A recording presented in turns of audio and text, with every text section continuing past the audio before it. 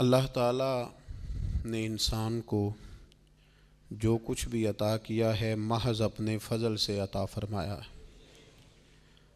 اور مالک کریم نے جو بھی کسی کو دیا ہے وہ بطور امانت عطا فرمایا ہے۔ ہمارے ہاں لوگ یہ سمجھتے ہیں کہ مال کمانے میں، مال کے حاصل کرنے میں اور مال کمانے کے ذرائع اختیار کرنے میں ہمیں محتاط ہونا چاہیے، حلال حرام کی، جائز ناجائز کی پوری تمیز کرنی چاہیے، بڑی اچھی بات ہے۔ لیکن یہ یاد رکھیے گا کہ مال کمانے میں ہی پوری احتیاط کی صرف ضرورت نہیں ہے، مال خرچ کرنے میں بھی پوری احتیاط کی ضرورت ہے۔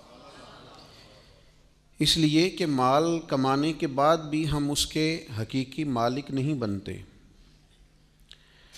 رزق حلال اور طیب طریقے سے جمع کرنے کے بعد بھی ذمہ داری ہے کہ اس کو کہاں خرچ کرنا ہے۔